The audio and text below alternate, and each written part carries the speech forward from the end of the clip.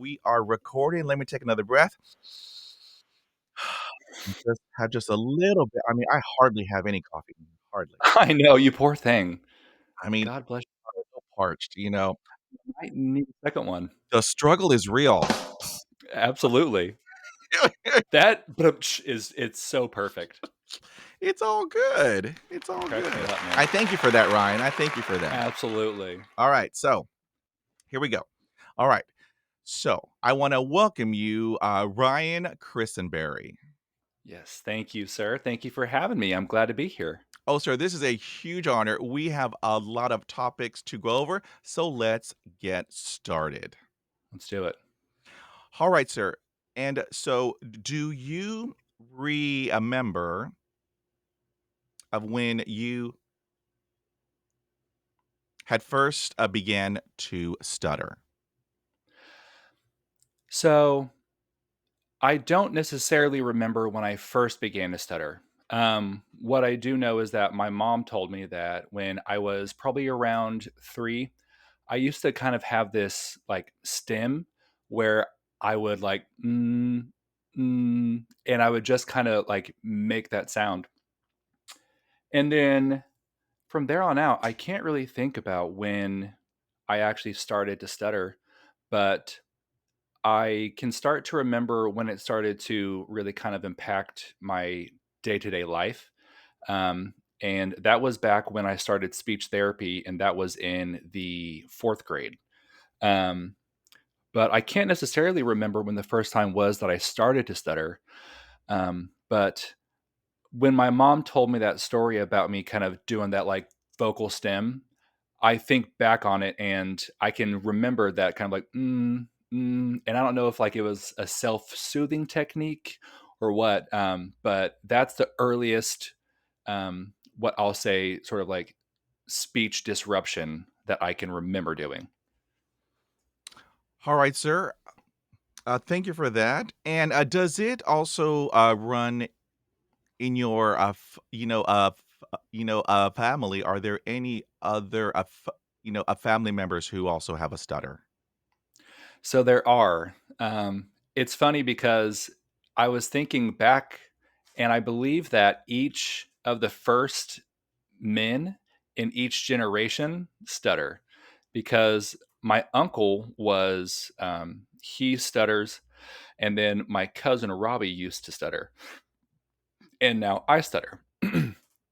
And you know, I was trying to think about like every family member that I have. I don't think anybody else stutters. So I think it's weirdly like the first born male in each generation stutters. Oh, wow. Because, I mean, uh, um,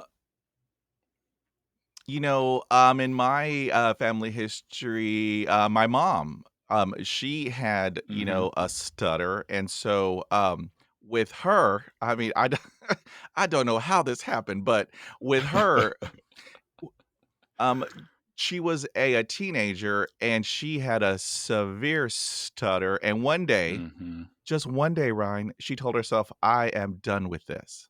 I'm done with Really? this." And it Dang. stopped.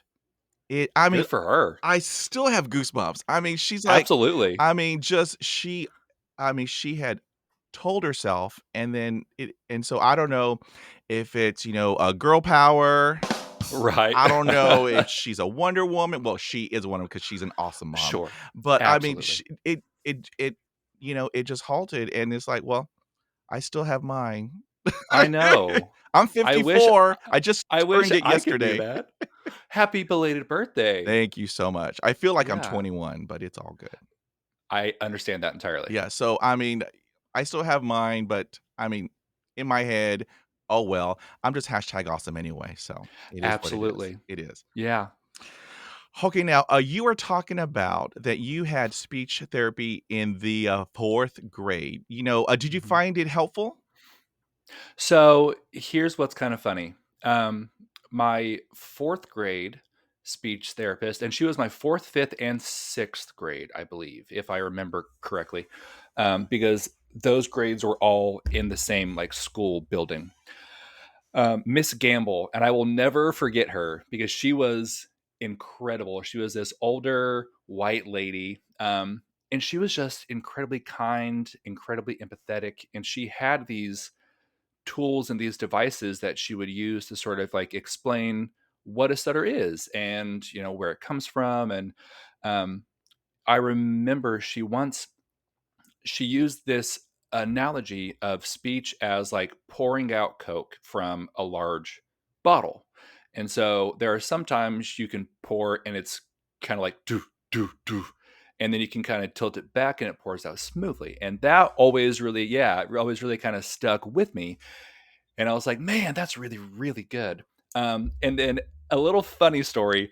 And I think back on my time with Miss Gamble with such reverence because she was so sweet. But there was one time that she had me as practice, she had me call a bowling alley and ask about like how much it was for a birthday, how much it was for like shoe rentals, and like ask all these questions as practice. And I didn't realize until years and years later that she was just having me complete her to-do list. And she was calling to find out that information for her grandson. And I was like, damn, I gotta respect the hustle. I was like, that's pretty smart. I mean, let me tell you, she's like, "Hold on, how can I kill 2 birds with 1 stone?" Uh-huh. Absolutely. And she got it done.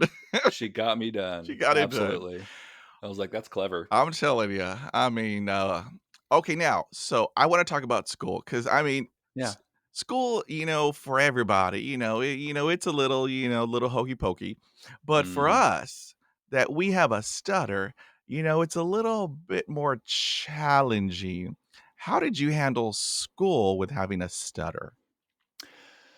So my stutter was actually, it seemed to be kind of the least of my problems in school. I grew up in Noble, Oklahoma, which was, they had literally one stoplight. Like it was a small, small town. And from a pretty early age, it was pretty obvious that I was gay. And then, I'm also 6'6" now, but back then I was, like a tall kid. And so I was tall. I weighed maybe 150 pounds soaking wet. So I was rail thin, tall as hell. And, I was gay, neurodivergent, and I stuttered. And so school during my time in Noble was tumultuous, to say the least. Just lots of bullying, and then problems at home, yada, yada, yada. So, stuttering specifically didn't provide any kind of solace because it became difficult to kind of connect with people because obviously language is a large part of communication. And when you have a difficult time communicating, it becomes difficult to connect. And so I was always sort of, like the alternative kid. I was always, sort of hung out with the alternative group. And they really became sort of my safe haven in school. Um, but, you know, but between my laundry list of things that was used to kind of pick on me, stuttering seemed to be the least of my worries. Okay, now, so we have, many things in common. I have a lot of, a family in Oklahoma. Hello to Oh, yeah. Hugo and Durant and Oh my god. Idabel and Fort D Townsend and Broken Durant, Bow. Come on now. that's awesome. I am a country like a biscuit, Uh-huh. as I tell You and people. me both, girl. And so now, I mean, so let me ask you this. So, had you ever had to read out loud in school, and how did that go? Because I mean, I share my own horror stories, but Uh-huh. here, I mean, because here is what I hold in me. Um, there is healing in sharing because there are a lot of people Absolutely. from around the world who who they are about to experience what we have already experienced. And so if anyone from around the world can hear, what happened to us and how we handle it, how we had it handled it. I mean, because what what what the whole goal is to educate, empower, Mhm. inspire, and to motivate. So how did you handle, talking out loud in school, as in, answering questions or giving the dreaded presentations? Yeah. So, I feel like my stutter is very unique. I at least say that from personal experience because I haven't necessarily found anybody, that also has this. But when I perform, my stutter disappears. It's the weirdest thing. Like, you would think it was the opposite, but, like, I've done yeah. I've done stand up. I mean, I've, done acting and I've done yada, yada, yada. So for some reason, it's like when I get on stage or when I have to present or I have to perform, like right now, it feels like almost this kind of different version of myself that I can kind of become. And I can become like the performer Ryan. And then my fluency just kind of, shows up until I start talking about it, then it goes away. So reading in school, reading, no matter if I'm performing or not, is always difficult for me.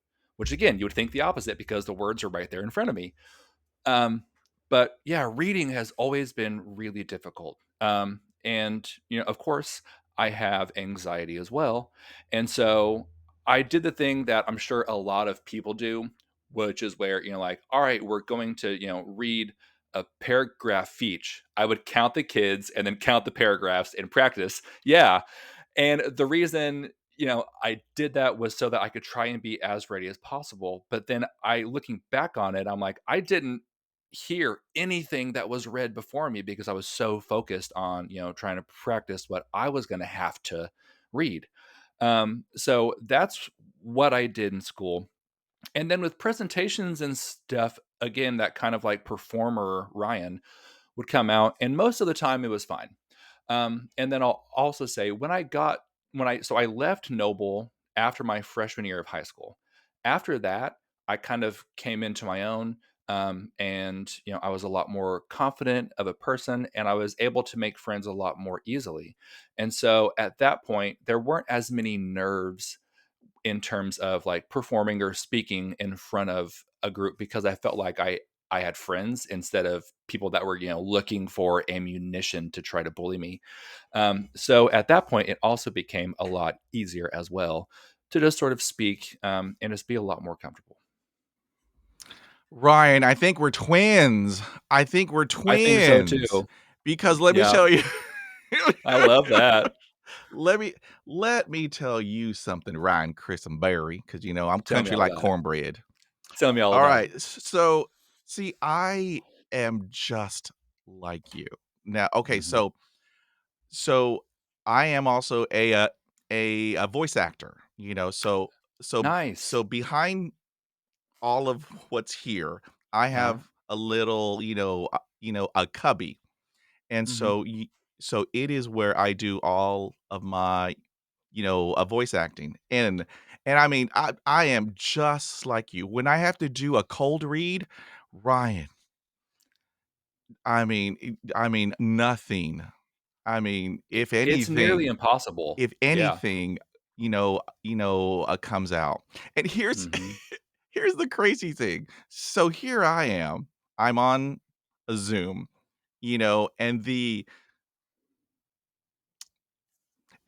director or the producer is just, looking at me like, "What is this guy doing?" Uh-huh. And then here is what I have him or her do.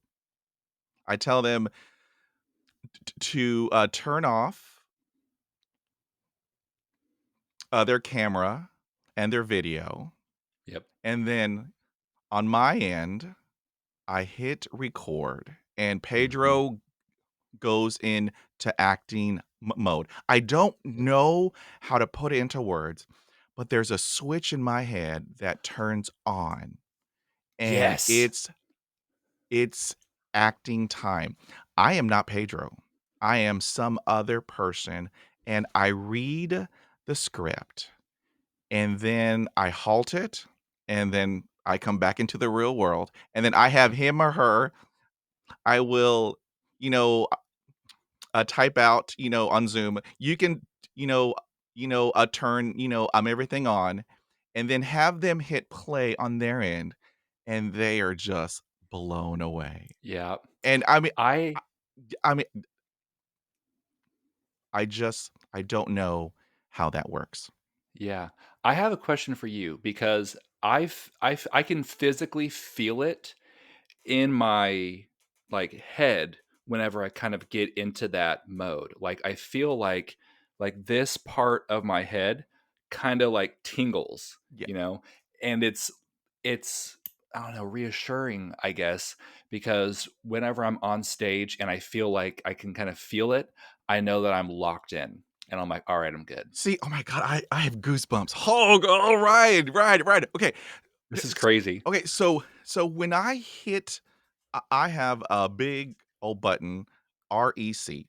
When I hit record, something comes over me. Yep, I don't know how to put it into words, but something comes over me, and I am not Pedro. I am not yep. Pedro. And then also in school, school was hell for me. I mean Mhm. I spent 90% of the time in the boys', a restroom Oh, I hate that. because I could not speak out loud, so I would raise my hand and go to the restroom. So I spent the Mhm. bulk of my school in a stall in the restroom. However, in high school, I kinda, fell into a group of kids, the drama kids. And let me Mhm. tell you, Ryan, these amazing, amazing people had told me, "I can do anything. I can do Yep. anything, and we're here around you to help you however that we can." And when I had to do a play in high school, because everyone knew that I had a severe stutter, I couldn't even say my name. Mhm. So when I was asked to be in a play, I was in The Wizard of Oz. I was Nice. the lion. I was the Nice. lion. And so I was offered it. I said, "Sure." So I took home the script. And in 1989, Ryan, I Uh-huh. would always walk home from school. So in 1989, when I would walk home from school, I had it in my hand, thought, "What have I done?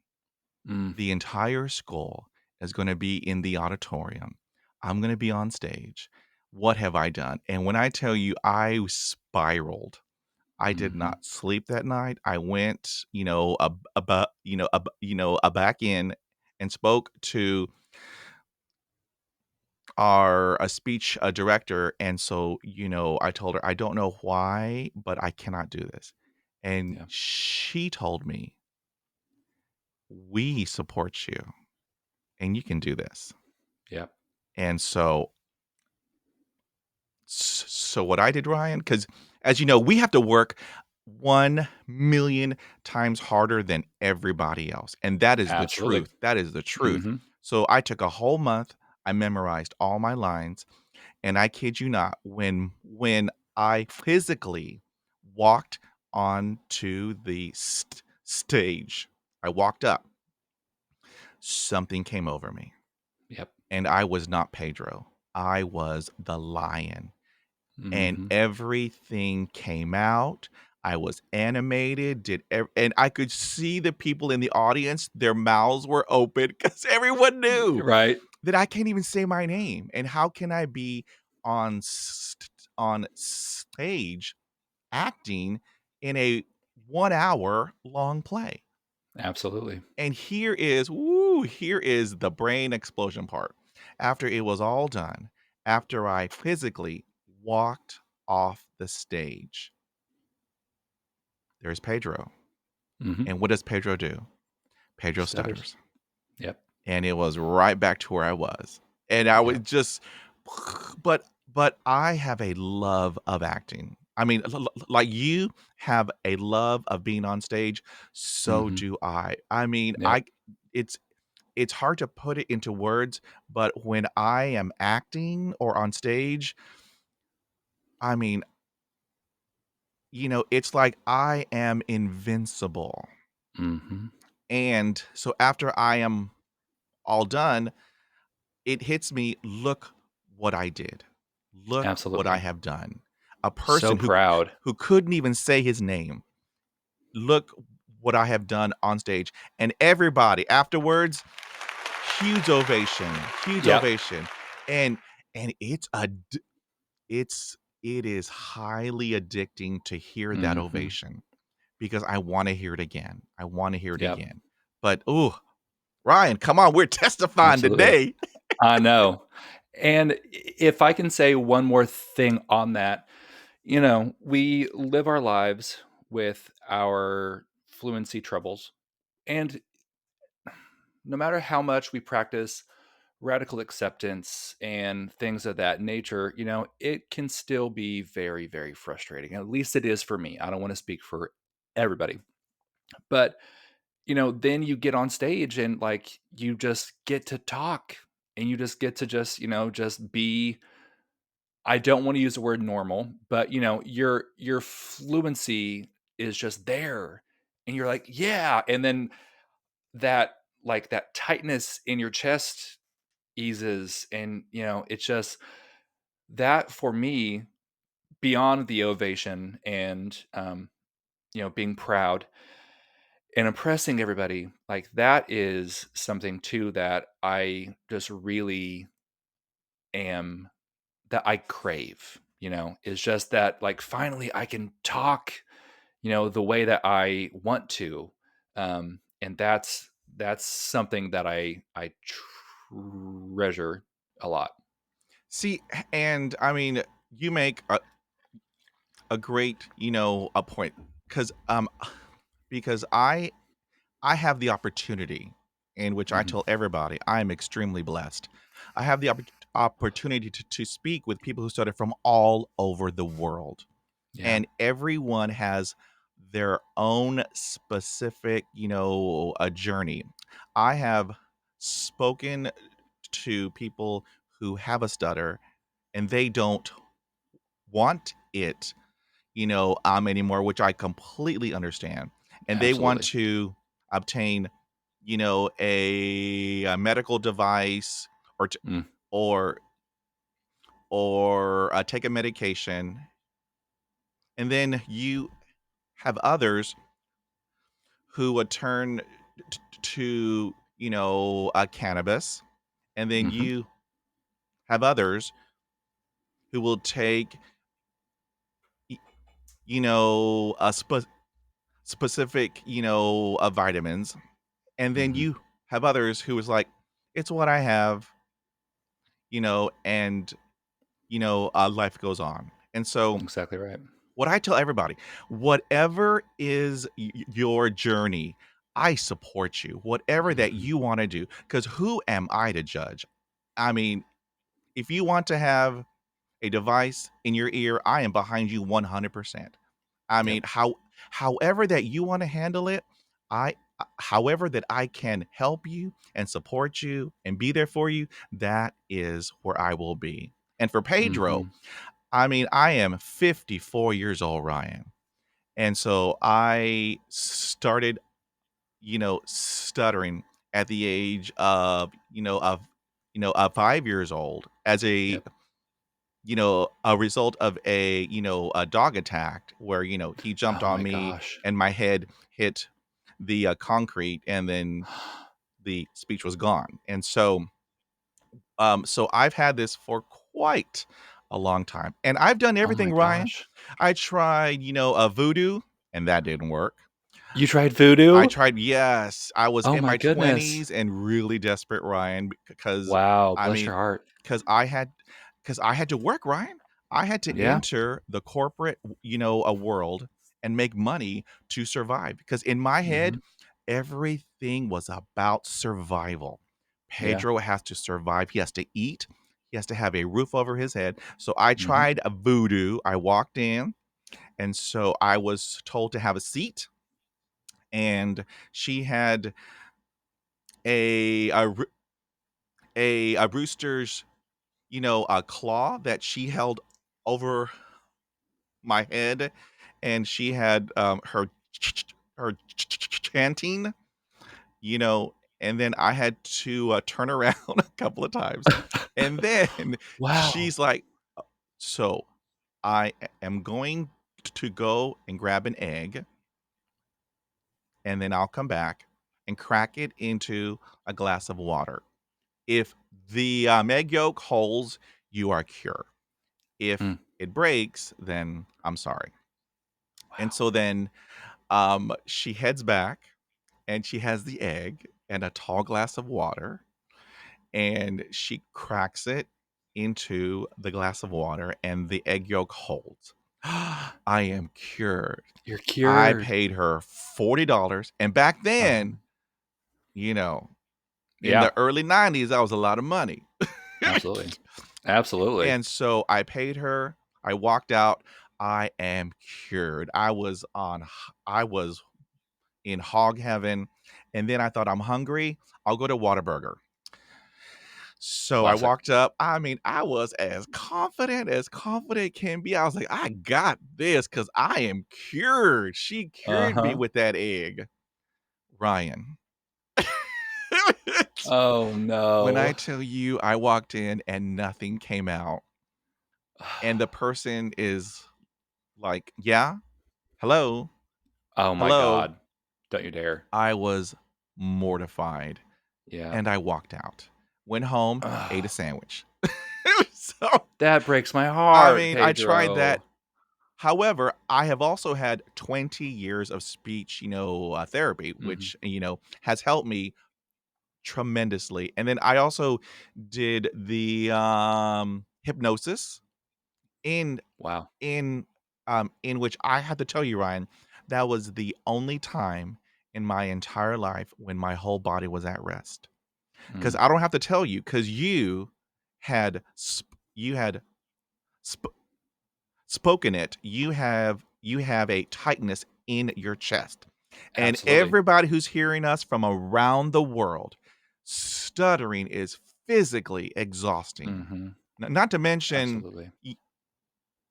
mentally, but physically, because everything is tight. Everything. So Your tense. entire. I mean, so at the end of the day, I am spent. Let me tell you, Mhm. Ryan, I have no energy for nothing else. I Yep. just hop on the couch in the darkness because I am completely and utterly drained. Yep. So it's like, woo, but you know what? Yeah. Here I am now, and guess what? I have a stutter, and guess what? Life goes on, and Pedro is still awesome.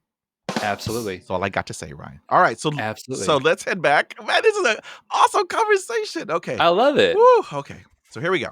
All right. So, do you have any advice for our parents and teachers and speech, therapists,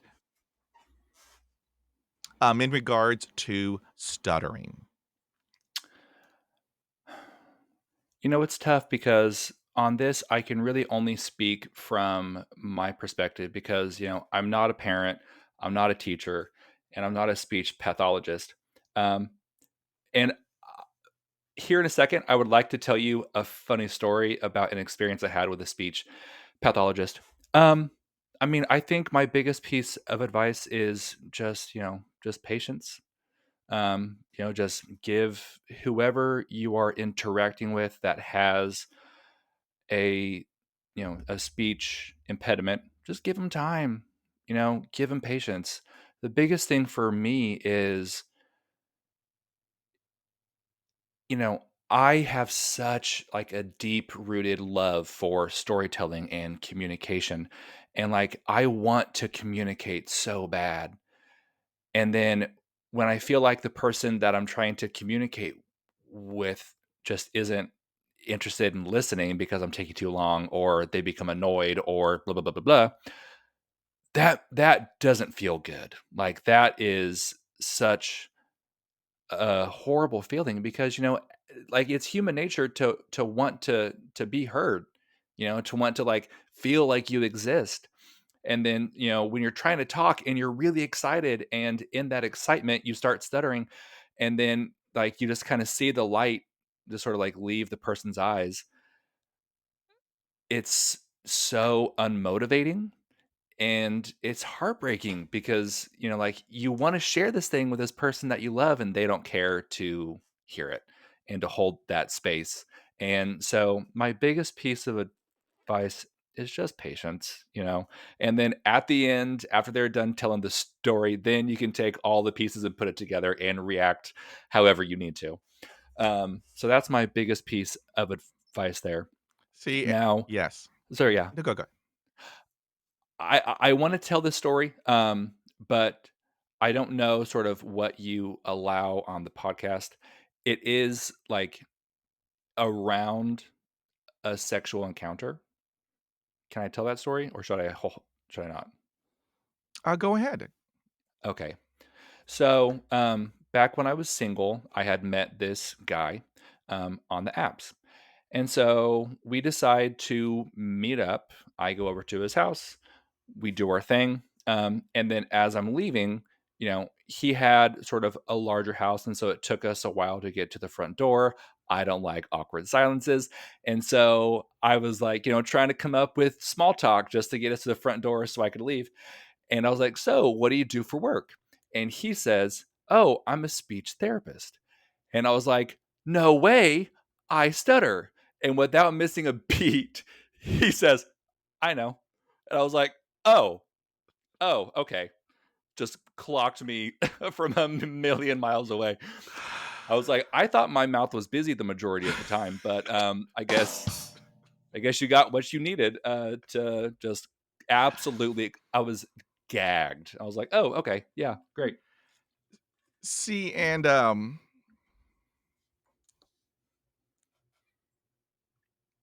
yes. Okay, so hold on to that Uh-huh. because later on we will be talking about dating. So yeah, so just Sure. hold on to that. Sure. Just hold on to that. All right. Gotcha. Okay, now, so I want to talk about jobs. Okay, Yeah. so have you ever experienced um you know discrimination on the job because of your stutter? I've been very, very lucky to experience very little discrimination. I mean, like, I'm a neurodivergent gay man that stutters. So there's a lot of opportunity, and in Texas. So there's a lot of opportunity for me to experience that. I think the fact that I just am a confident person, and I'm also a giant. So I feel like a lot of people don't necessarily feel like they could discriminate against me without facing some sort of consequence. Um, so no, I haven't necessarily faced direct discrimination based on my stutter. I've been in sales basically my entire life, which obviously a large part of sales is talking. And something that I've used when I get caught in a block, is I'll just go, I can't talk today, and then just kind of go on. But again, I'm also very blessed that my stutter isn't as severe as other people that I've met. And so obviously my experience is going to be slightly different from somebody who has a severe stutter.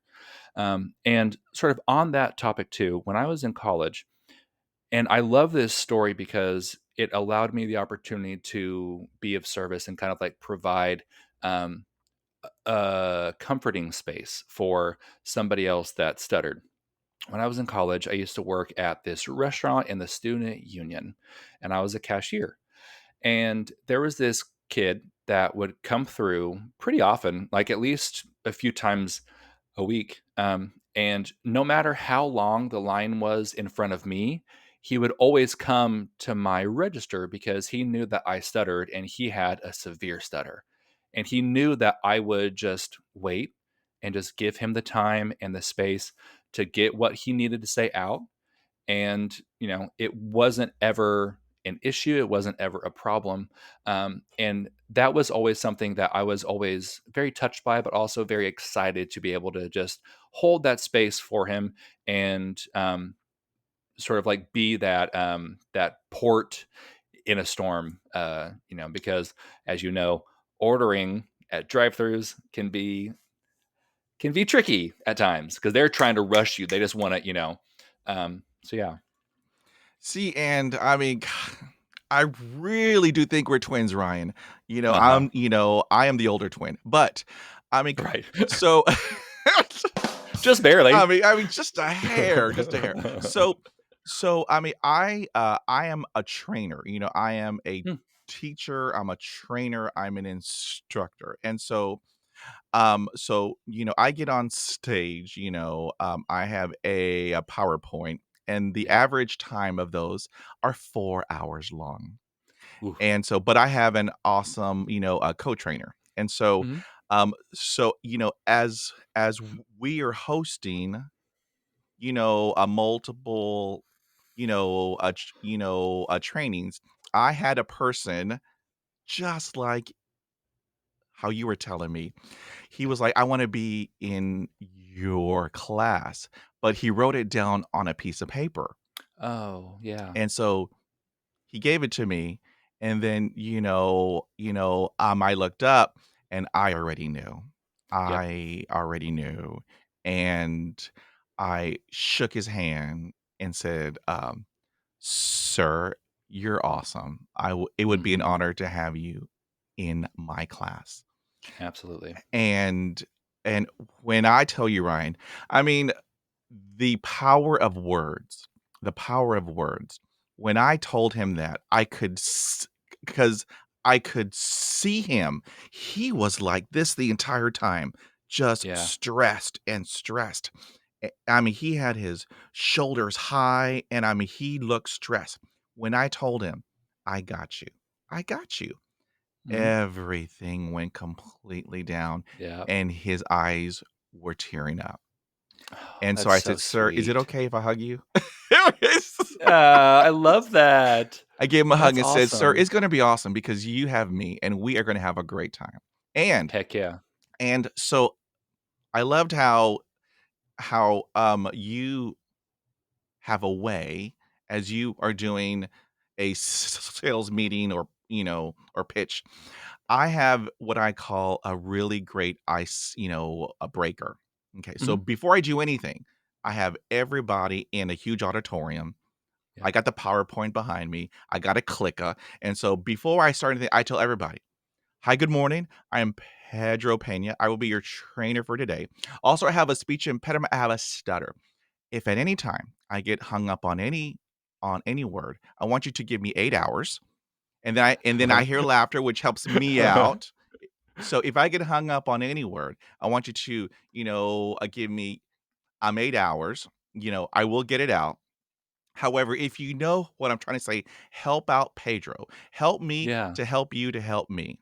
And everyone is like, "We got you, Pedro." And so I had to tell you, Ryan, I had a training where I could not say this one word. I could Mm. not say this one word. And so I halted. And my co-trainer, she had looked at me. I said, "I got this." It wouldn't come out. A Yep. person from the back row said, "Pedro, the word is that." I said, "Thank you." Yeah. And we kept on Teamwork. going. I said, "Sir, you're hashtag awesome." From the back Uh-huh. row, Ryan. He said, I love "Pedro, that. I got you." And I mean, to so to hear the support, because I mean, I already Mhm. got it out there. I got it out there, Yep. and so that way everyone knows that if I get hung up, I will. If I can, I will Right. get over it, but if I need help, I always have help, Absolutely. but I mean, you know, I love how when people come together, Mhm. we can do anything. We can do anything. So Yeah. yeah. Woo! Can I say something Always. on that?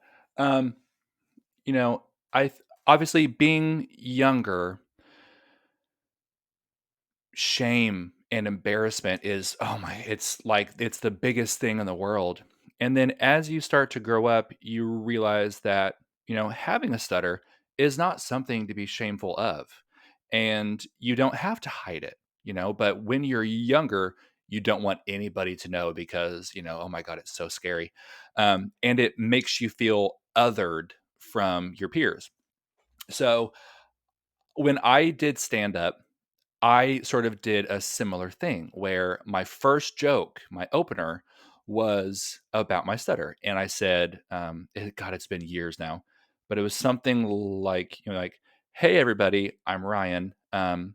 Before I start, I want you all to know that I stutter. So, if I stutter during my set, don't feel like you can't laugh, because it can be funny, but as somebody that stutters, I've learned that there are certain words that I can't say. For example, I can't say the word ghost because if I say the word ghost and I stutter, someone might be led to believe that there's a ghost behind them. And that always killed, that always made everybody laugh. And, so making a joke out of it works, but I think it's important, if you have any young listeners to know that, it's nothing to be ashamed of. It's just a part of you.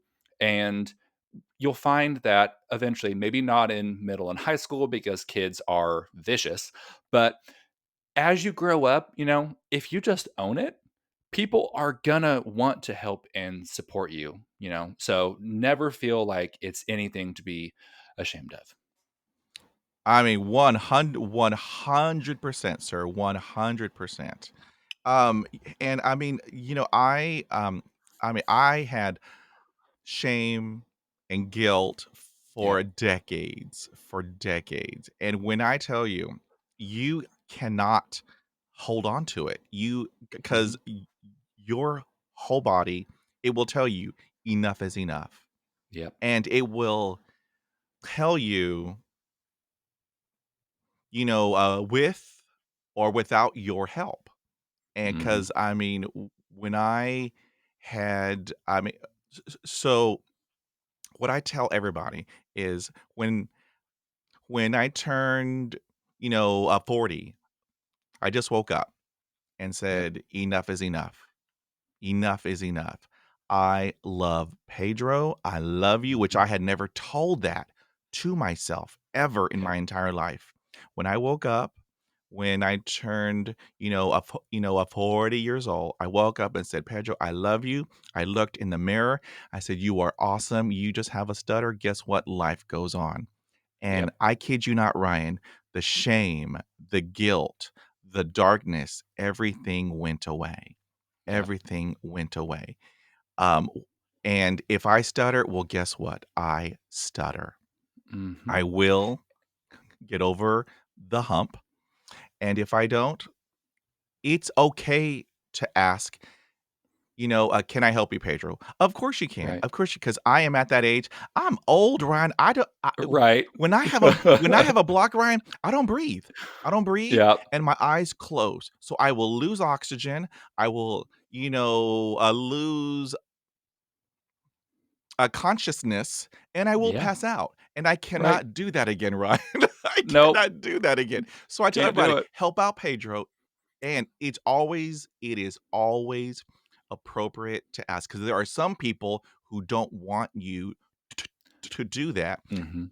and I respect that. Right. I Yeah. used to be that way, but, now I'm tired, I'm old. If you wanna help me out, please do because Right. I cannot be on the floor passed out again. So help out Exactly. Pedro because you know what? Yep. I welcome it. I welcome it. Right. So he's like, "Ooh, Yep. yes, sir." And And humor. I right. love humor now.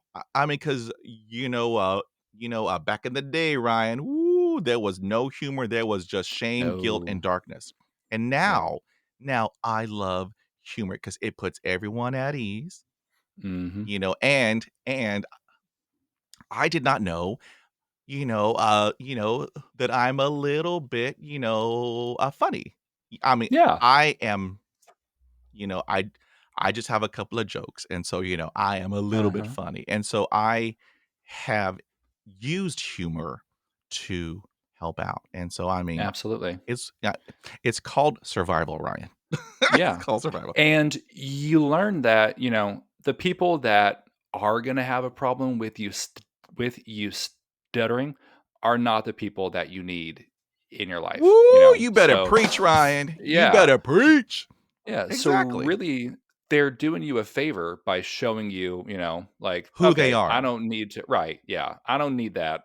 Yes. So, Because I mean, I've had people when I've had a block, Ryan, they're looking at their watch, oh, or they're girl. looking up, or they're looking down, and so that tells Pedro, "You are not worthy of my time." Uh-huh. No, ma'am. Next. Yep, Next. Yeah. So, woo, come on, Ryan. We're testifying yep, today. All right. absolutely. Taking him to church. I'm telling you, woohoo. Okay, now I want to talk about the pandemic. Sure. So, in March of 2020, everything shut down. Mhm. And and so what now had to happen is um you had to work from home, but you had to have a headset and a webcam. Yep. Now, for people who have a stutter, that is a nightmare. So I want to Mm. ask you this. So did you have to do that? And if you did, how did you navigate it? So, I was actually let go from my job February of 2020, not based on performance, but this was before, like, the pandemic really became a huge thing. It was just based on the company's performance, and they just couldn't afford to keep me. And so then I was hired at another job in March of 2020, and then subsequently let go in April of 2020 because of the pandemic. So from April to December, I was actually unemployed. So I didn't really have to experience that.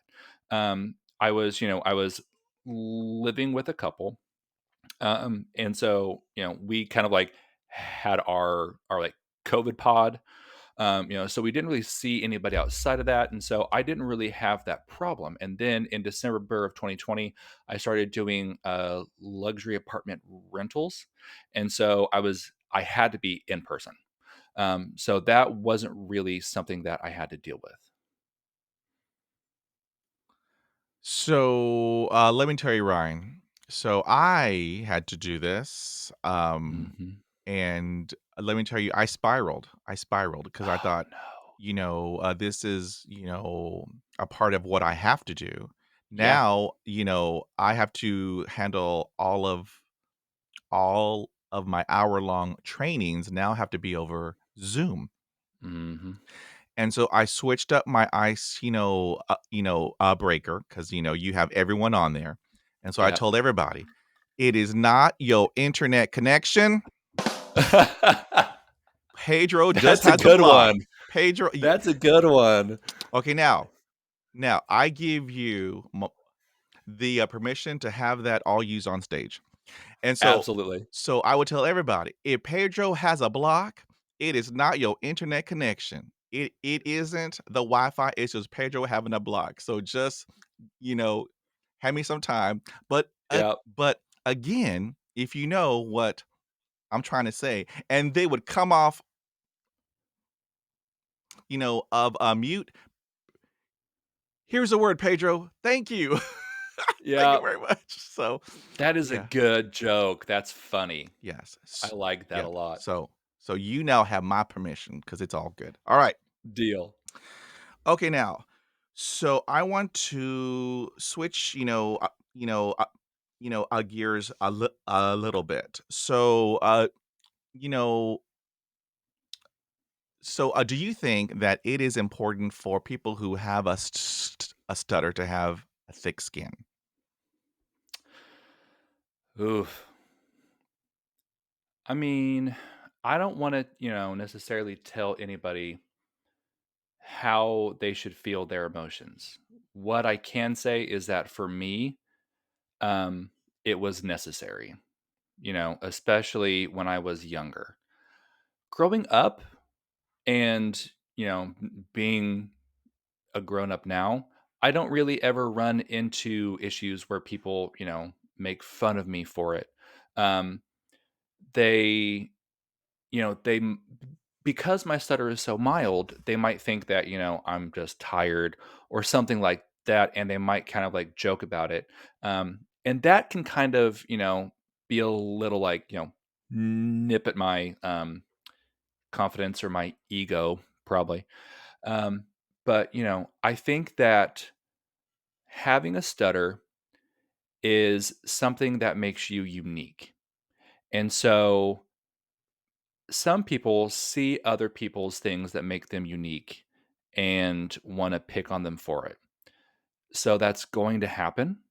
And so because of that, having a thick skin can help. Having a support network of people that, love you and that are going to, be there if you need something like that, that's always going to be important.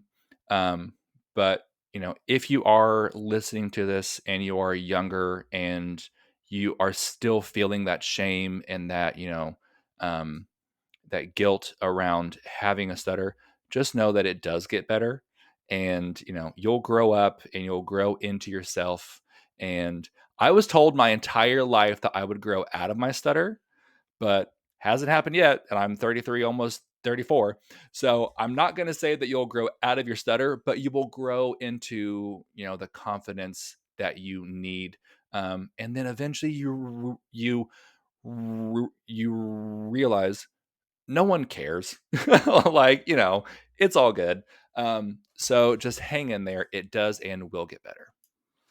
See, and I mean, you know, stuttering is so individualistic, and mine, Yep. it is completely random, completely Mhm. random. It pops up when I have no control over it. When Yep. it pops up. And there are days when everything comes out, and there are days when nothing comes out. And you know what? Mhm. I keep on going. I keep on Yep. going. I know I'm awesome. I You know have I'm to. awesome. But you know, I have a lot of tips, a lot of tricks, Mhm. and so I wanna talk about secondaries. So, Yeah. Ryan, in your history, back in the day, if you had a block or a repetition or whatnot, did you use anything to help you get out of the block or a repetition? So I didn't learn a lot of secondaries when I was younger. It was just kind of like raw dogging it and just, just trying to push it out and force it out. But as I've grown older, like I shared, if I get caught up and it's somebody that, I don't really know, I'll just say, "Oh gosh, I cannot talk today." And then just kind of, go on. Um, but I found that, my body will kind of make the decision for me where, like you said, stuttering is very physical.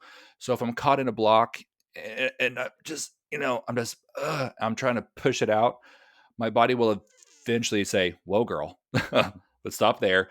And I'll like, like, yeah, yeah, right, time out. Um, but I found that if I get caught in a stutter, I will typically like kind of like look up, and I can imagine that from the other person's perspective, I'm stuttering and I'm doing this, and I can only imagine like how kind of funny that can look. Um, so I don't have a lot of secondaries, and I don't have a lot of like tips and tricks to necessarily stop a stutter. But I found that I've had a lot of success with like, "Ugh, I can't talk," and then just kind of going through it. Um, but again, I'm very blessed with a very mild stutter, so my experience is different. So, as your older twin, Ryan, Mhm. a Tell me. as your older twin, so, I what I tell everybody is I have a toolbox. I have a lot of tips, Yep. tricks. Um, you have some people who call them a crutch. Everything Mhm. is in my toolbox. And, back in the day, it was called survival. I had to Yep. eat, I had to survive. And so, I did everything. I would, you know tap my head or tap my Mhm. f my, f feet. I would have an accent. "It's quite lovely. I got to talk this way." Yep. When I do accents, I do not stutter, and then also, I want to apologize everyone in the UK for that horrible accent, for number 1. I mean, so That's so funny. I used everything to help me, because I spent 2 years, Ryan, where I Mhm. only had a whisper. Only Yeah. had a whisper. I would tell everybody, "I've got laryngitis." And so Yeah. I would only whisper. And Yeah. so, I don't stutter when I whisper. So for 2 Mhm. years, I had a whisper, and that is how I communicated. And Yep. for another 2 years, I used a Post-it. A Mm. Post-it. Ryan, a Post-it. Yep. Wherever that I went, I wrote everything all down, handed over. Mhm. So let me tell you, Ryan, the place where you do not do this is at a bank. Oh my god. Ryan Chrisenberry. I want to repeat this because Yep. they're listening. Yep. So the one place, Ryan Chrisenberry, that you do not write on a Post-it and give it to the teller is at a bank. Is that a Because bank? when you do that, people's eyes get really big and they get Uh-huh. very nervous. And they Oh may my hit a god, that's button, Ryan. hilarious. And as they hit the button, some big, tall a guard might appear behind Uh-huh. you, Ryan, and you may be escorted into the manager's office, That is Ryan, and they hysterical. may call the local police, Ryan. That is the funniest thing I've ever heard. So I stopped using Post-its after that traumatic experience because I had to Oh my explain to the bank manager, the security guard, Mhm. and the Pasadena Police Department, you know, Pass it, get down, Dina. why I I did what I did. Yeah. Why I did what I did because I mean, and so after I told them everything was okay because I Yep. explained, you know. The reason. That's Yeah. hysterical. But I mean, it was survival. It was Absolutely. survival. So, I Gotta do mean, what you gotta do. back in the day, like what I told everybody, I gotta do what I gotta do because I have to Mhm. survive. So, Exactly right.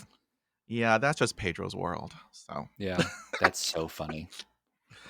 so I want to ask you this hot topic question. And so I got to Hit me. highlight it because it's hot. Hold on. This is a hot topic question. All right. So let me hold it up. Okay. So here we go. Here we This is go. a hot topic question I ask everybody on my podcast. All of the answers are split right down the middle. I Mhm. respect everyone's answers. Ryan Chrisenberry, this is your hot topic question. I'm ready. Do you let others help you finish your sentences? Dun dun dun. I know. That is a hot topic. And you gotta get the dun dun dun sound effect and put it on Okay, your hold on. board. Hold on. Hold on. So I have this one. That's a pretty So good as you're one. thinking about it, yeah. Right. Hmm. Yeah, that's funny. Um, I don't love it when people help me. And here's why. When I was probably like 9 or so, we got that, dreaded thing for us people that stutter, where we had to go and like sell candy bars, right?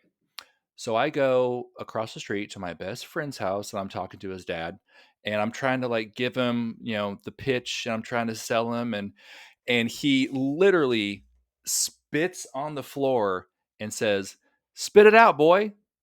And I was like, "Ooh." And that just like, oh, I could feel my chest just caving in.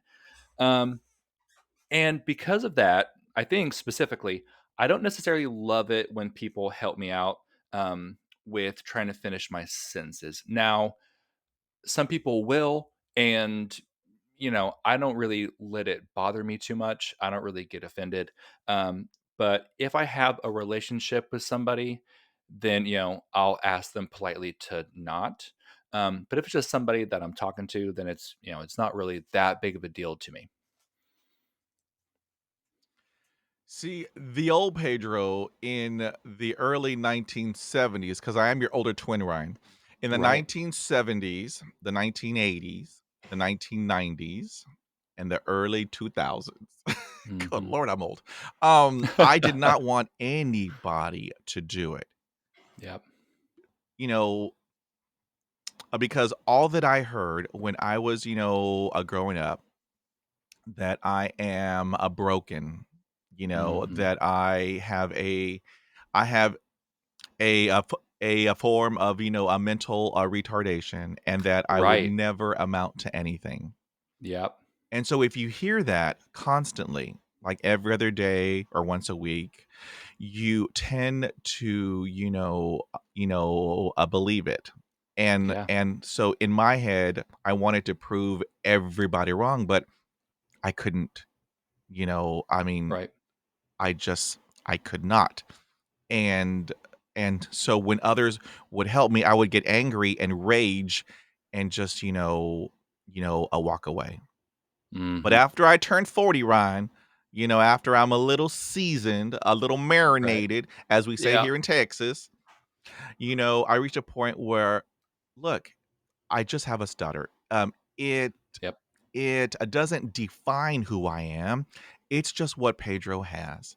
And so if you want to help out Pedro, I am always. It is all good with me. But what I feel is that it is appropriate to ask because some people do not want you to. And I Right. respect that. I respect that. Absolutely. But for Pedro, I don't want to pass out again, Ryan. It is not a good look for me. It is not a good look for Right. me to be on the floor. Right. Let's call 911 again. It's Uh-huh. like, no, Right. not again, And and Ryan. and, like, as so I don't do good with, like, getting my blood drawn, um, and have fainted quite a few times. Not no, that that's not true. I've fainted twice. But, you faint, and coming back from fainting is, like, the one of the worst feelings in the world because you're incredibly confused. You don't know where you are, you don't know what happened. Your entire body, like, hurts, and it's kinda cold, and it's just and everyone's like, "Oh my god, are you okay?" And it's like, "I'm good, don't" "No, I'm fine." So, I will do everything in my power to not faint, and if you helping me complete a sentence is gonna do that, by all means. Ryan, as you were talking, a memory popped in my head, as they often do, because, it is called My Stuttering Life. And Uh-huh. so, after I had passed out, I heard this old woman, "He couldn't say nothing and then he passed out." Oh, Oh my is he goodness. having a stroke? Yes. Oh my Is it hot god. in here, right? Right. Goodness Oh, God bless her. gracious. That was what? Oh my gosh, 1990 something. Oh my god. All right. Yeah, I thank you for that, sir. absolutely. All Absolutely. right, so I wanna talk about, have you ever experienced the negative self-talk? And if you Oh, did, yeah. how did you cope with that? Absolutely. Um, and it can still kind of pop up sometimes too. When I find that I actually stutter more when I'm talking to the people that I'm most comfortable with. And I think it's because, when I'm talking to somebody new that I don't really know, I kind of switch into that like performance mode. But when I'm talking to people that I'm comfortable with, especially my husband, like it's, I can really run into a lot of periods of disfluency. Um, and that can be really frustrating, again, because I especially want to communicate and connect with my husband. And when I'm not able to, I've said, like, oh, my stutter is so frustrating, because it is. a stutter can be really, really frustrating, and to pretend like it's not doesn't necessarily benefit anybody. But throughout the years, I've learned to give myself the grace and like you've shared, to just, know that it's just a part of who I am. But back when I was younger, yeah, I mean, there was a lot of negative self-talk and, growing up, going throughout the years, learning things and, going to therapy too, and learning that negative self-talk doesn't serve me, right? It doesn't benefit me in any way, really helped a lot. Ooh, okay, Ryan. Ooh, okay. So I mean, we are keeping it real today, Mhm. and I appreciate that because That's the only way to do it. I had it, growing up, and he would tell me, you can't talk. You Uh, know that you cannot, go to Pizza Inn. Back in mhm. the day, we had a Pizza Yeah. Inn. In Pasadena? Uh, Let's say in my husband loved that place. Sorry. and we also had a Mr. Gaddy's. I mean, come on Mhm. now. I mean, come on Yep. now. I'm keeping it Yep. real, keeping it on the real. Absolutely. And so I would hear, you can't order, you can't do this, you. So I mean, for years and for decades, until I gave him a name, Mhm. I called him Oscar the Grouch because I'm your older twin, Ryan. I'm your older I love twin, that. but just a I little, love that. just a little bit. Right. And so I called him Oscar the Grouch. And when I named, my a greatest, a fear, Mhm. I took away his power. I Absolutely. took away his power. And it's like, no, Pedro is in charge now. Mhm. And I mean, s- still today, at the age of 54, he still pops up, but Yep. I shut him down. He pops up, said, "No, Oscar, I'm going to do this. Mhm. I'm going to do this." Right. And then after I'm done, I tell myself, "Look what I did, Oscar. Look how awesome Absolutely. that I did." And so, I mean, Yep. I shut him down, but on the daily, Ryan, he would tell me, you know you can't do nothing in life. Yep. And it's like, "Woo," I say, "Ooh, hold up, wait a minute."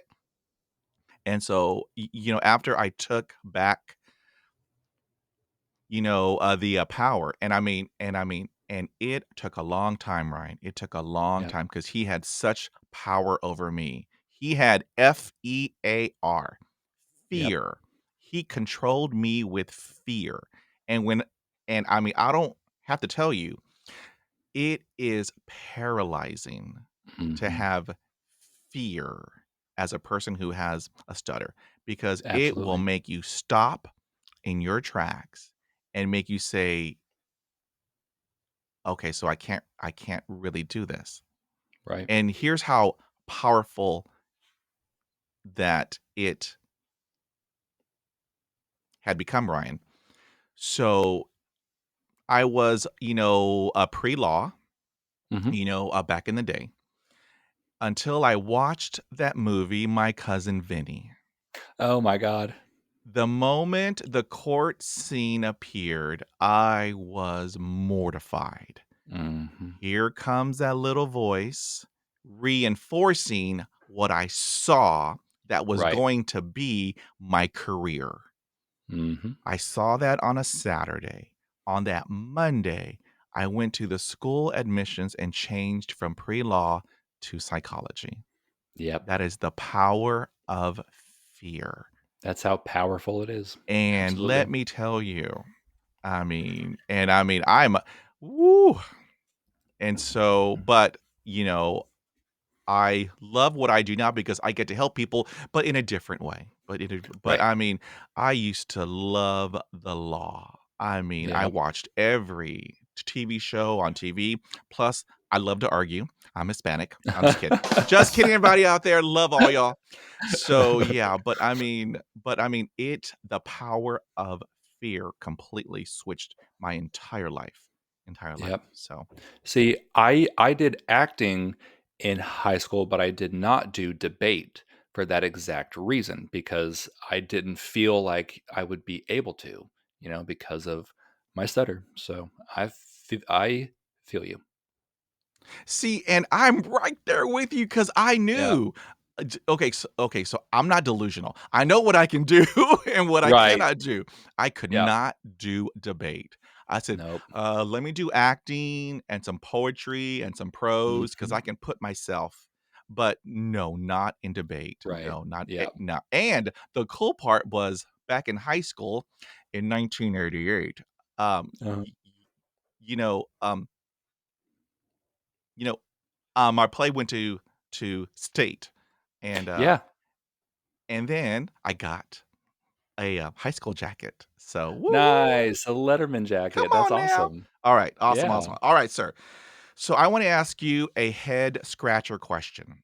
Okay. So I ask everybody on my podcast, all 143 of them, because you are 144, Nice. Nice. and so it's just all split right down the middle.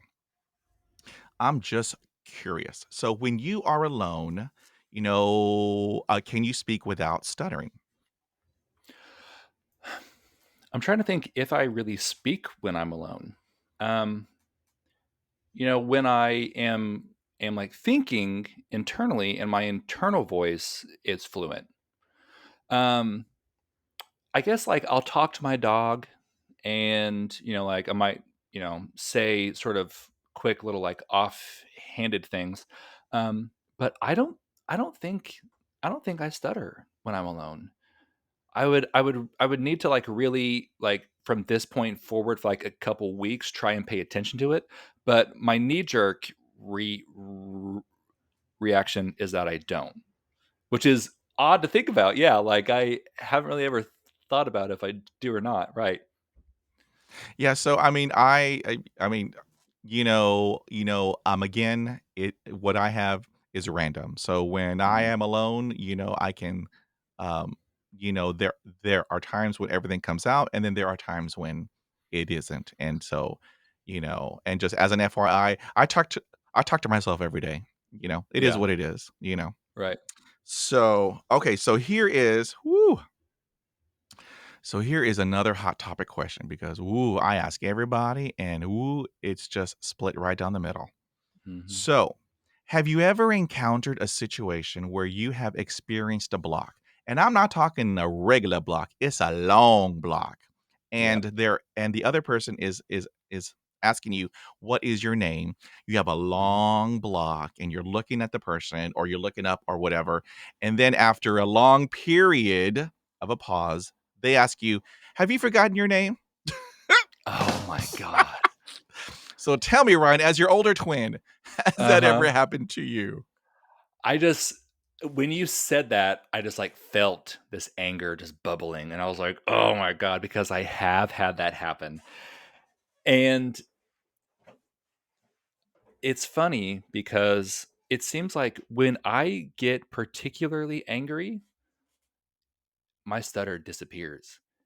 And I'm like, "Oh, okay, so let me tell you." And then there's a. So I can remember once, where was I?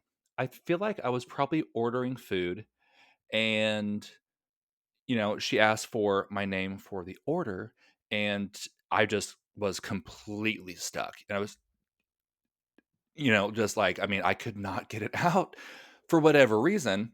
And she said something kind of snide, and I stopped and my full, like, gay, head tilt.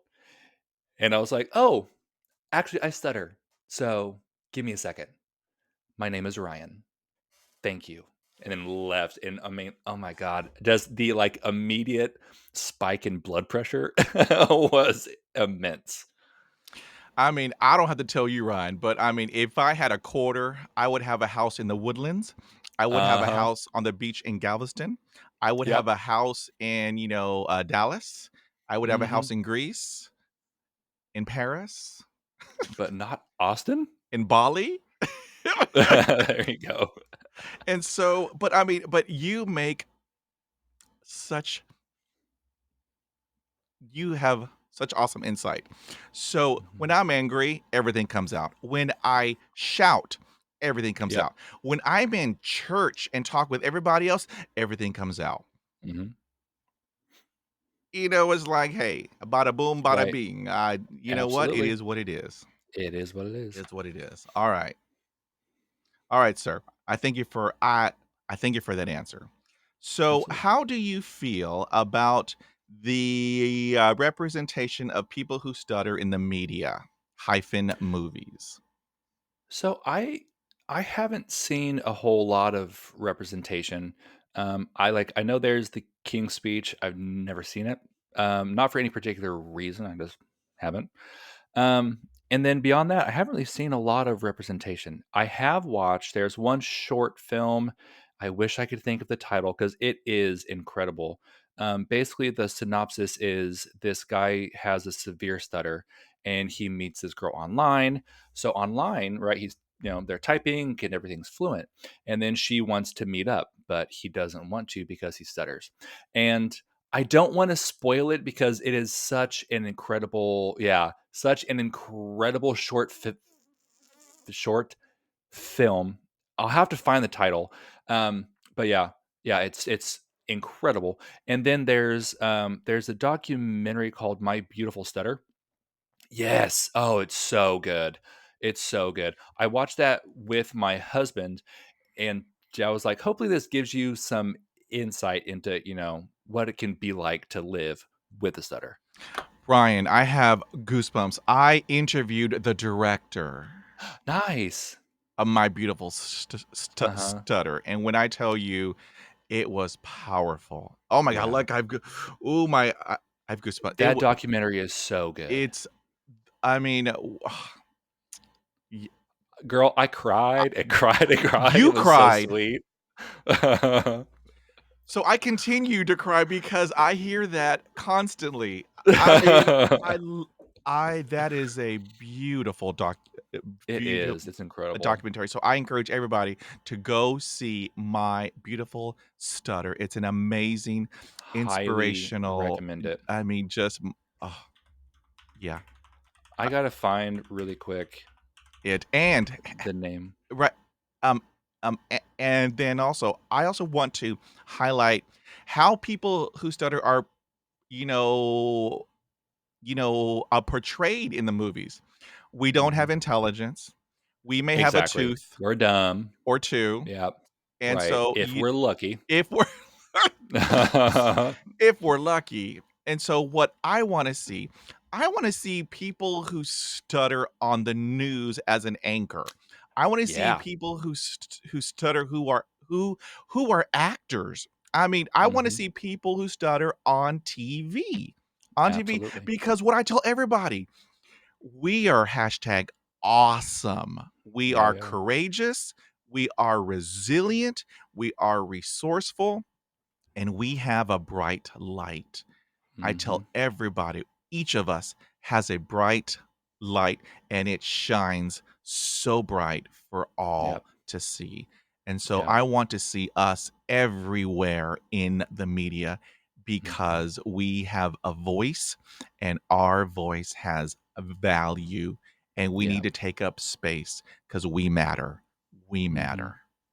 So, Absolutely. woo, come on, I've Ryan. Woo. Yeah, I've started writing some, like, short, comedy shorts around stuttering, and one idea I have that I'm working on now is a robber that stutters and does all, like, the, comedic bits that could come out of that.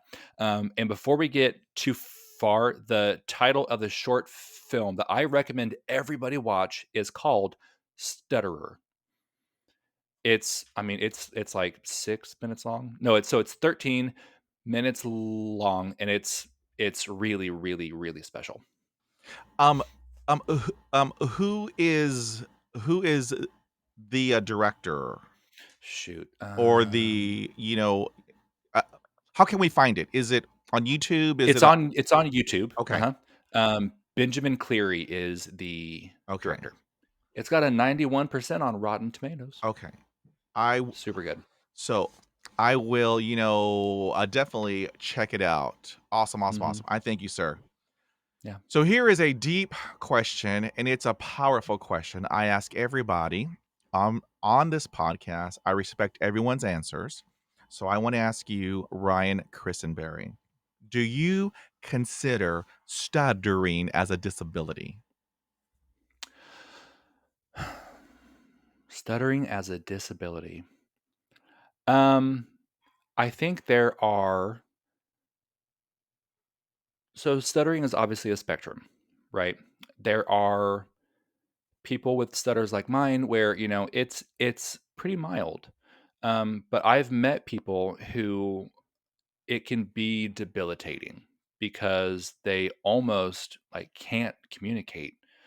Um, and so to call it a disability, I feel like that term can have negative connotations with it. Um, but I mean, I have substance use disorder, I have mental illness, and all these things that are technically considered disabilities. But by having them and owning that, I'm also able to find resources for help. I'm able to, have a more clear cut and direct path towards finding help and possible solutions for those quote unquote disabilities.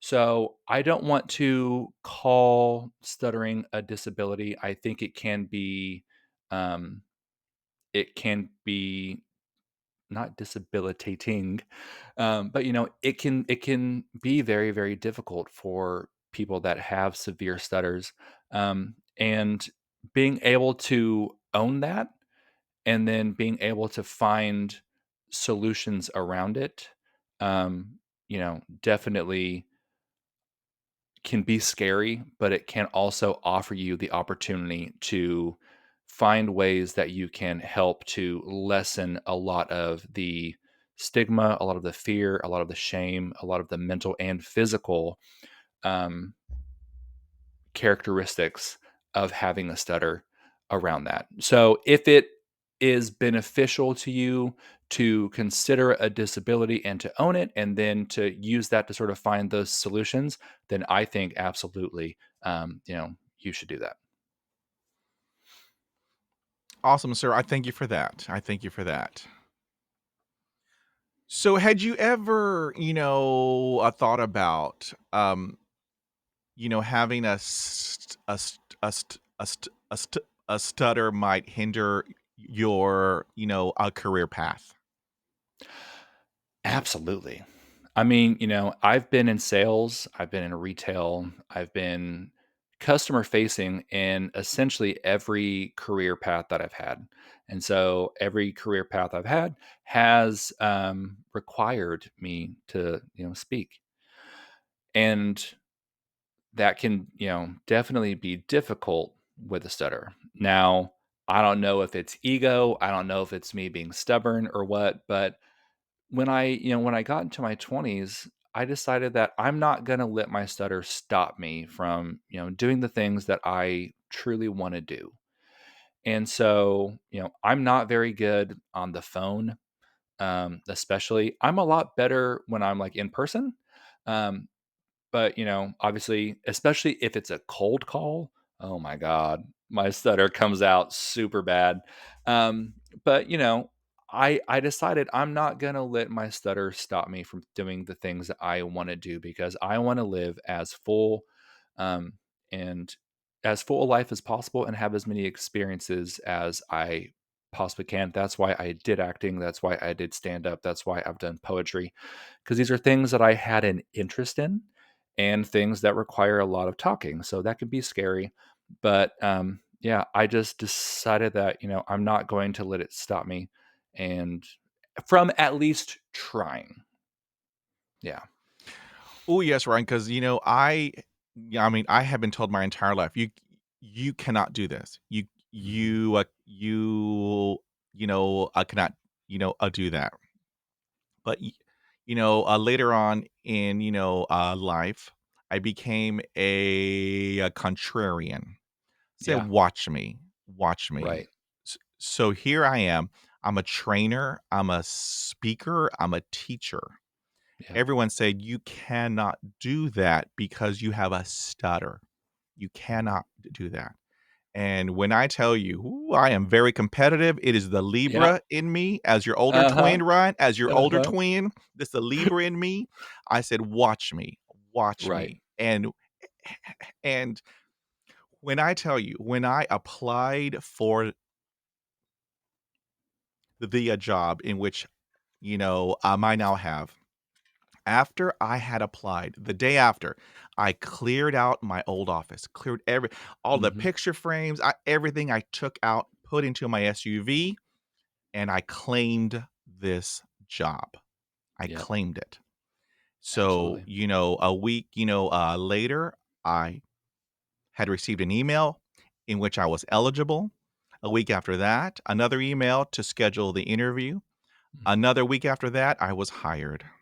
Yep. I put it out there, and I mean, I thank you. Woo, woo, woo. Uh-huh. Let them know. Okay, now. Oh, some more clapping. Yep. I got Why so not? I got so excited. Right. Now, I did have a rough start. However, Sure. I have co-trainers. And when I tell you, Ryan, these people, the hugest hearts, so empathetic, so Yeah. compassionate, so supportive. I I mean, how can I not be successful? And Absolutely. to all those who are here and you know who you are, I can't name you because of Yeah. privacy, but you know who you Uh-huh. are. And these amazing, co-trainers allowed me to do it at my own pace. Yep.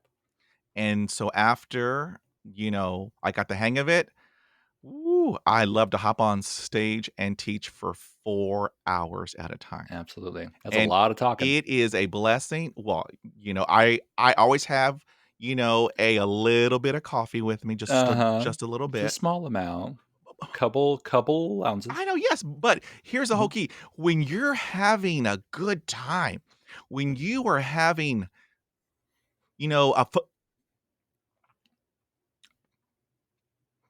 a fun on stage, you wanna do it again Yeah. and again. And the time flies by. Yes, it does. Yeah. Woohoo! Yes, Absolutely. it's just awesome. All right, sir. Yeah. So, I thank you for that. So, I wanna switch gears a little bit. Okay. I want to,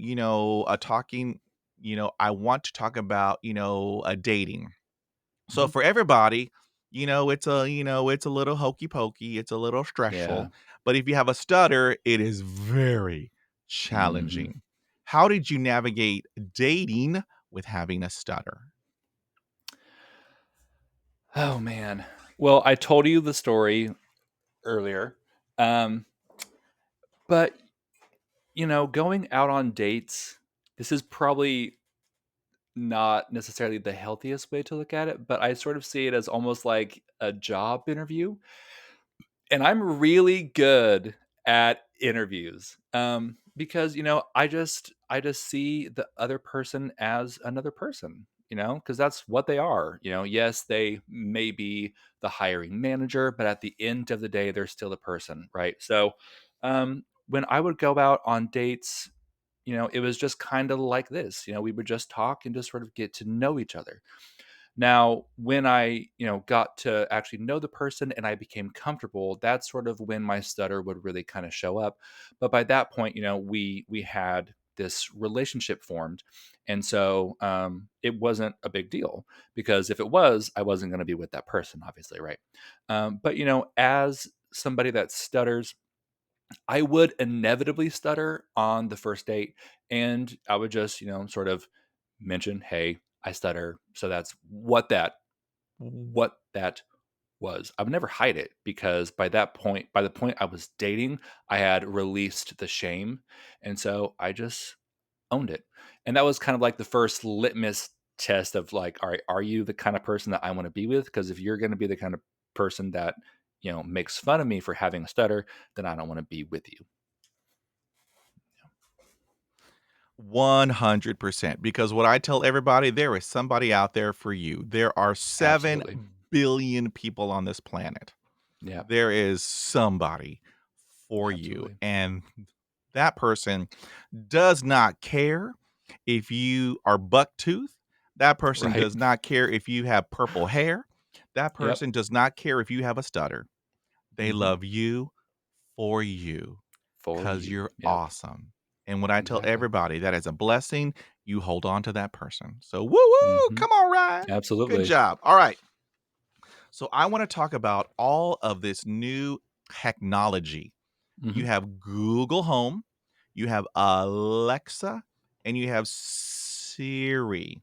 So I want to ask you this. So all this new voice activated technology, do you think that it is helpful or hurtful for people who have a stutter?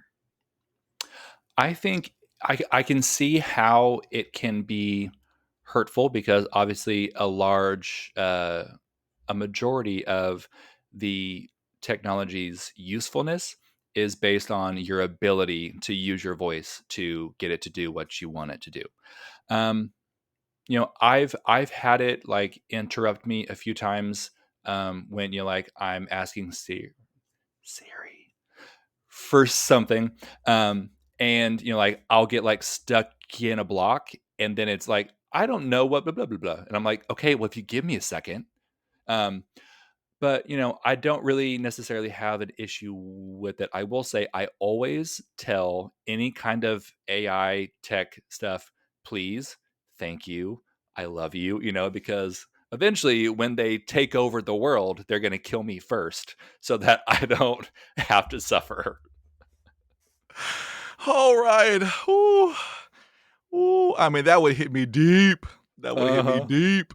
Yeah. Cause It's I going mean, to happen. cause I mean, I share that with you. I'm just, I'm waiting for that knock on the door, from the AI Uh-huh. robot. Pedro Yep. Pena, come with me. Yep. But I mean, so I have a contention because they don't give you enough time to respond. They I don't. need a good 8 minutes to breathe. I need a good Right. half hour to handle my yoga. I need Yep. another half hour to do the meditation. I need a whole other hour to handle the diaphragmatic breathing. Right. And they only give you under 1.10 seconds to Yep. respond. Yep. But I've heard from some people who have a stutter, they use it as a tool to help them practice, which is awesome, Ah, which is that's really very awesome. smart. And Yeah. here is the most awesomest part. I have been a part of 2 collegiate research studies to Mhm. help create an algorithm for the Google and the Alexa and the Siri to help people who have a stutter to give us more time. How cool. So, I mean, that is That's just awesome. awesome. And I love I that. am proud of the hard work that I did because they had me talking to this for the longest, Right. but it was But, awesome. like Yeah. yeah, you got to be of service and you got to help the community, I think that's huge, and the only way that, we are going to be able to, improve things like that is if the community comes together to make that kind of stuff happen, so that's awesome. 100%, sir. 100%. Yeah. Okay, now, so what is a challenge speech wise that you had to overcome and how did you do it? In terms of actually speaking, I don't know that I've necessarily had a whole lot of challenges, um, that I've, tried to overcome. A lot of it for me was mental and emotional, just learning to accept the fact that I have a stutter, releasing the shame around it, um, and learning to accept it and learning that it's not something that I have to fear, that I have to feel any kind of negative emotion around. It's just a part of who I am and something that makes me unique, and like you say, hashtag awesome. Woo! Oh my all right, Ryan. I may have to had to get a copyright on that. Where's my attorney? Where's my Right. attorney on my phone? All right. So I haven't signed anything yet. okay, so here is what I want to share with you because you know what? There's healing in sharing. Mhm. So my hugest, this is Texas, everything's big. Hugest. Hugest was the telephone. The Yeah. telephone. I was mortified. And, back in my day, in the 70s, Ryan, because, I'm your older twin, we Right. had, it had a dial, a The rotary rotary. dial. So Yep. if you did the longer numbers like eight, go eight, and go, I said, now it's making fun of me now. 'Cause I can hear, I said, oh, great. Thank you, telephone. And so Right. Like, "You 2? I can't escape this I'm anywhere." telling you, it's everywhere. It's everywhere. And so I could not do the telephone. And so, Mhm. all through school, I would have other people call for me, Yeah. you know, and so, and back in my day, we also had the pagers.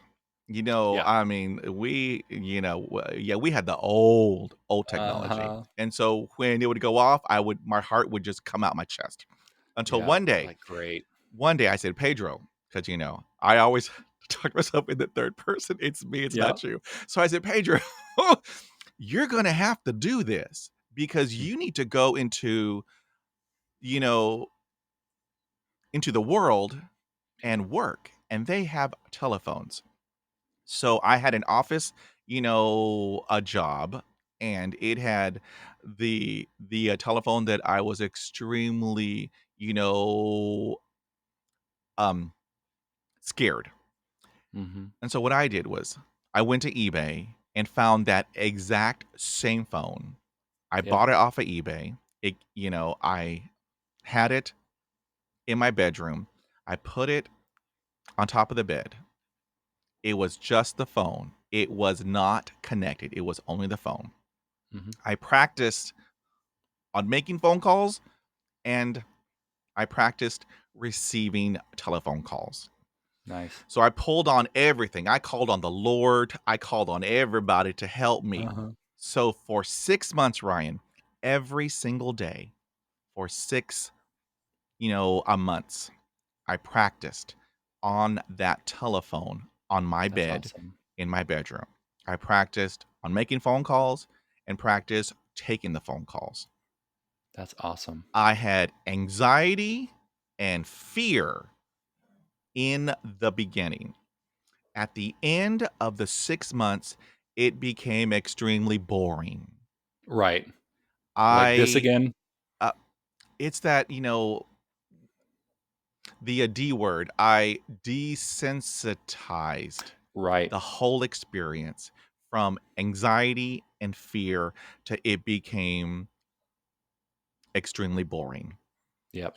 And so after that half a year, when I was in the office and it rang, I felt nothing. I Yep. picked it up. Hi, good morning. I'm Pedro. How may I help you?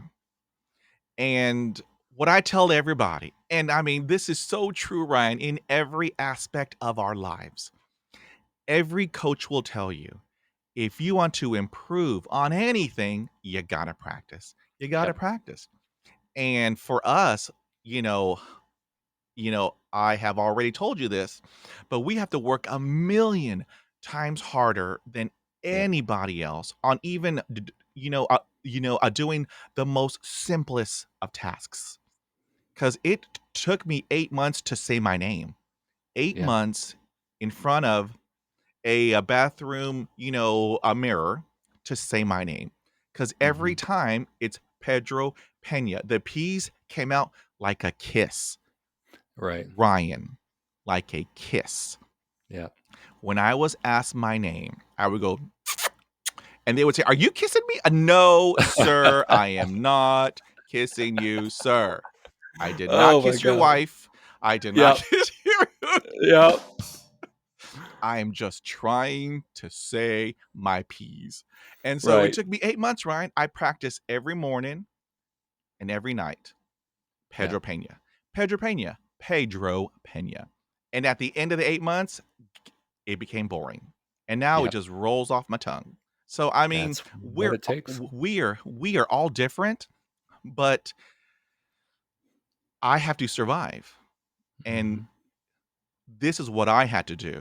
All this hard work, it's hard work, right? I don't have to tell you, this is hard Yeah, work. absolutely. And at the end, look what I did. Look what I did. So, yeah. Yep, So, woo exactly. woo. All right. So Heck yeah. here is a deep question I ask everybody.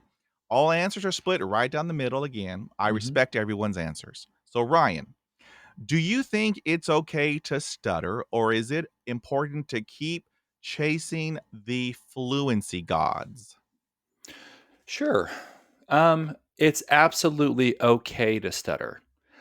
I am going to compare it to my fitness journey, right? I have a certain goal in mind as to how I want to look, certain levels of strength that want to reach. And I have to understand that I'm not there yet, right? But just because I'm not there yet does not mean that, my body isn't beautiful the way it is, that, I'm not worthy of love and adoration and connection, So applying that to stuttering, it's absolutely okay to stutter and is in no way anything that you should ever feel shame for. Now, if you have goals of fluency that you want to reach, I think that's absolutely okay too. If you want to get to that point, absolutely do the work to get there. But in the process, you have to give yourself grace every single day, sometimes multiple times a day, to know that you're not there yet. But that doesn't mean that if you have that goal, you shouldn't stop trying. See, and that is awesome, sir. That is so awesome. And I love how you had, tied it to, fitness. Because at Hmm. any age, if you want to be fit, you go rock and roll. Because I bought a 20 pound, you know, Uh, the kettlebell. yep. Well, okay, yes, it's 20 pounds. All of the haters out there. I'm 54 years old. I'm gonna That's still start heavy. slow. Right, I'm gonna start slow. Absolutely. So I have it in my studio. So behind my house, I have a portable building. It's my Nice. studio. I do everything in here, work and everything. So I have it in here.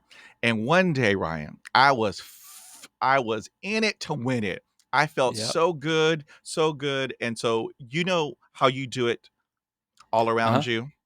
Yeah. Well, in my head, I was so in it. I felt everything awesomeness and it slipped and it hit my printer right over here. Oh It took out no. my printer, my Just laser absolutely destroyed it. color printer. No. So now I do it in the backyard, Ryan. But Yeah. but That's smart. but here is the awesome thing. After you exercise, you feel good. You feel Absolutely. good, and it helps with Absolutely. everything. Well, it for me, it helps out in my mental health. Hmm. I mean, I go for walks. I do the, kettlebell, and I feel good. I really do. Yep. So, yeah, I'm all for Absolutely. exercise. So, woo woo. Same. Here's a powerful question. Okay. What has your stutter taught you? My stutter has been a jumping off point for learning a lot of things. And a lot of that has to do around mental health and um, acceptance. Like we've discussed, just accepting the fact that I stutter and not trying to fight it, not trying to pretend like I don't have one, that's a lot of work, and B, not something that is necessary at all. My stutter has helped me, learn how to ask for help. It's helped me learn how to, live in integrity and to really own who I am, because I like who I am. I think I'm a good person. And, sure, we all are going to, make bad decisions, but that doesn't mean that we're not worthy of, of love, and that we don't have any worth. And that's been a 33-year long journey to get to this point. But the stutter, since it developed at such a young age, was the jumping off point to sort of get that journey started. Awesome, sir. I thank you so much for that. And here comes a very emotional question, so hold on. Right. I got 'em I got 'em too. And then also, I am not sponsored by Kleenex, Right. but if you wanna sponsor Pedro and my stuttering life, I am open to that. Absolutely. So I have it right here, Ryan. Get that bag, sis. I'm with That's you. right. Okay. It's right here. Okay, so here we go. This is powerful. So what advice would you give to your younger self? Mhm. Woo, That is, oh woo, my gosh. hold on, no, Right. Right. it's coming. Yeah. I mean, there's so many pieces of advice that I would wanna give my younger self, sort of just, like, around everything, right? Specifically around stuttering are the things that we've already kind of discussed, It's okay to stutter. You are not any less of a person, you're not any less worthy, you're not, um different. You're not, bad. And anybody that tells you, like you've said, that you can't do things because of it, that you are less than because of it, are the people that you don't want in your life, even though you may fight and fight and fight to keep them in your life because you think that they're what you want.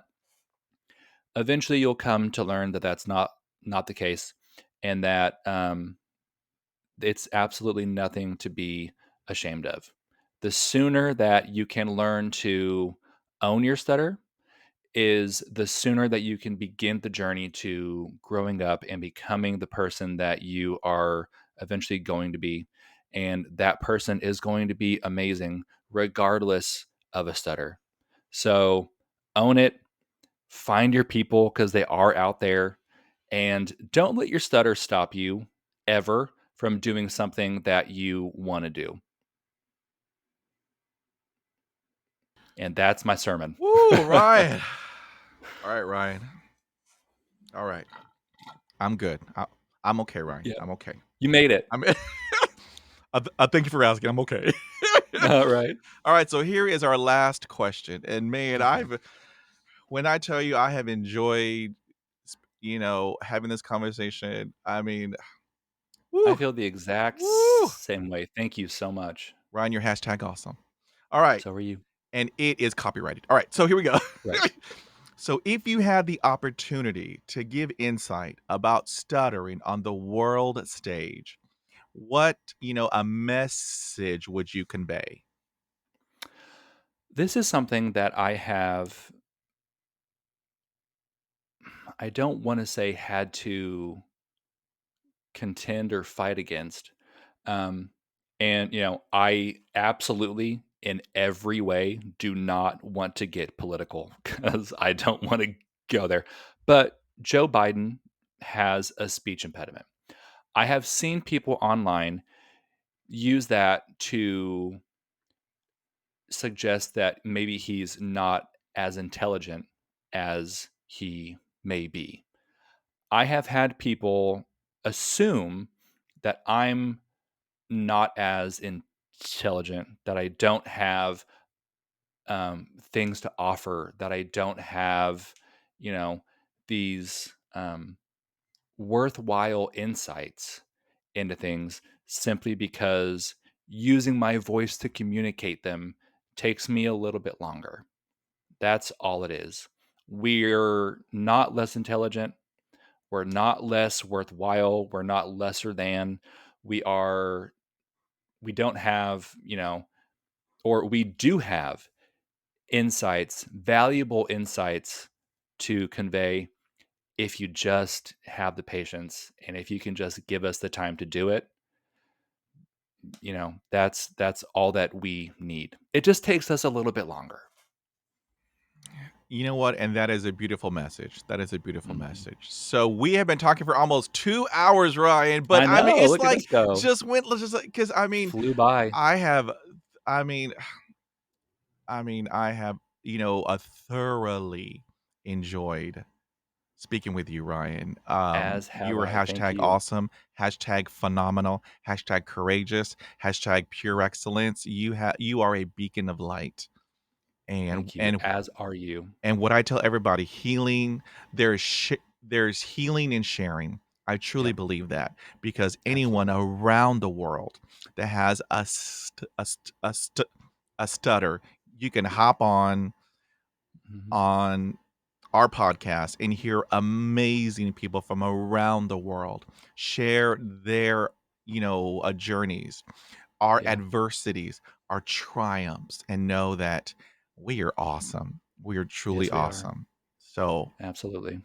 I want to tell you, sir, thank you, thank you, thank you. This has been a huge honor. Now, I have the honor to have this podcast in 141 countries on 6 continents. Which I'm is waiting for that insane. one person in Antarctica, and then I'll be on all continents. There you That's go. my hashtag goal for Pedro. There you go. So, if anybody from around the world, my amazing global, listeners, if they want to Mhm. reach out to you, Yeah.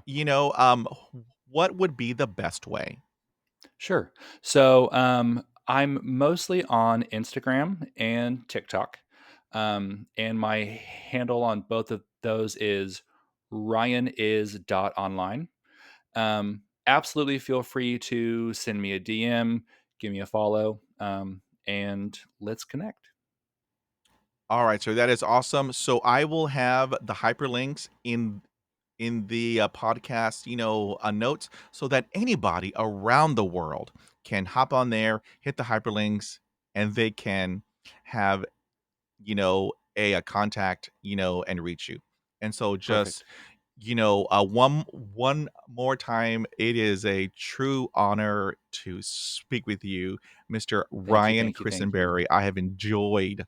I wish I can talk to you forever I because I know. have enjoyed. I mean, when I tell you, goosebumps galore because Yeah. you have a light. We all have a light. You have a Absolutely. light, and you are just there aren't enough adjectives for Right. you, sir. So I am Well, thank proud. you. Thank you. Thank you. Yeah. And so I hope you have an awesome day in Houston, You Texas. too. We have a beautiful weather today, so enjoy Thank it. goodness. I hope you have an Absolutely. awesome day. Take care, be well, and stay safe. You too. Thank you, sir. I thank you so much.